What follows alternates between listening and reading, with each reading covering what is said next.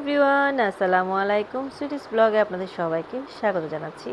কাছে এবং দূরে, দেশ এবং দেশের বাইরে যে যেখান থেকে এই মুহূর্তে আমার ভিডিও দেখছেন, আশা করি সবাই আলহামদুলিল্লাহ সুস্থ আছেন। আমরাও ভালো আছি আলহামদুলিল্লাহ।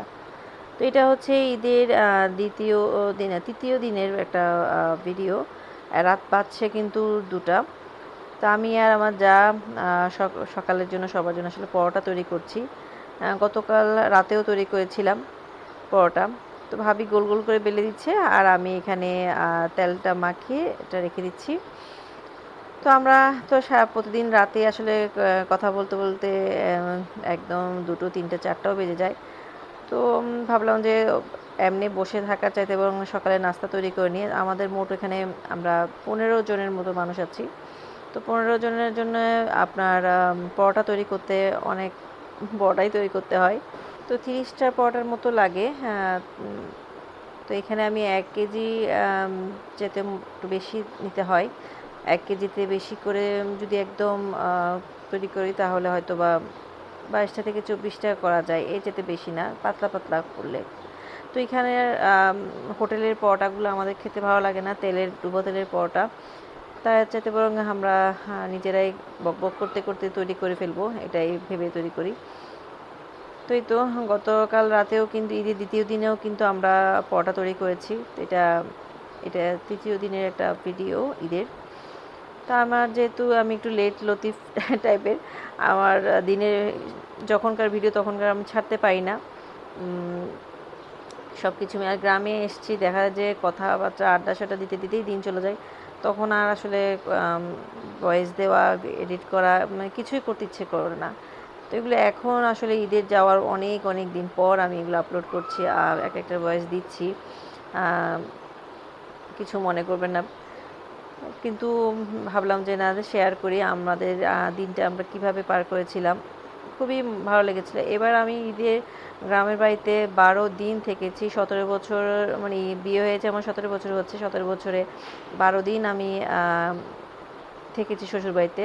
শ্বশুরবাড়িতে বলতে গ্রামের বাড়ির কথা বলছি, এমনিতে থাকা হয় আমাদের টাউনে যে বাসাটা ছিল, তো ওখানে আমি থাকতাম, থেকেছি। কিন্তু গ্রামে কখনো আমরা ঈদের এতদিন থাকিনি। বেশি হলে 3 দিন, ঈদের তৃতীয় দিনে হয়তো আমরা চলে আসি এরকম। ঈদের একদিন আগে বা 2 দিন আগে আমরা যাই, তারপরে ঈদের তৃতীয় দিন চলে আসি। তো এইবার আমি 12 দিন থেকেছি, আমার কাছে ভালোই লেগেছে এবার। আর হচ্ছে প্রচণ্ড প্রচণ্ড গরমও ছিল, কারেন্ট থাকে না, একদম কারেন্ট থাকে না। কিন্তু আলহামদুলিল্লাহ ঈদ উপলক্ষে ঈদের তৃতীয় দিন পর্যন্ত কারেন্ট কোনো ডিস্টার্ব করেনি। কিন্তু সারা রাত কিন্তু আমাদের এখানে কারেন্ট থাকে না গ্রামে।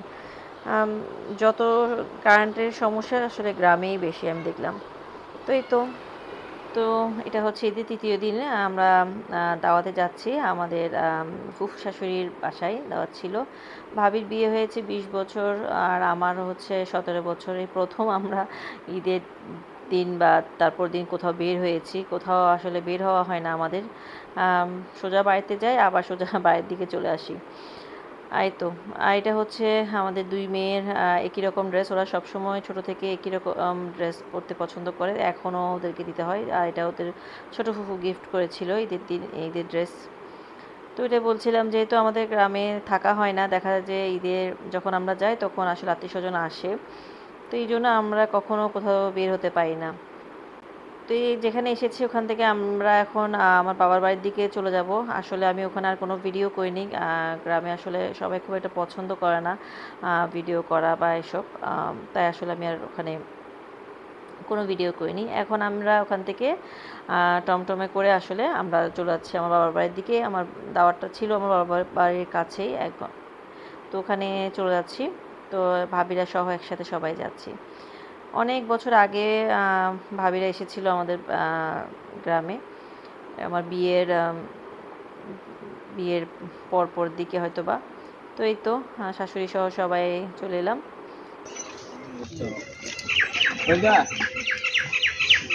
টমেটোর সঙ্গে জন্য এখান থেকে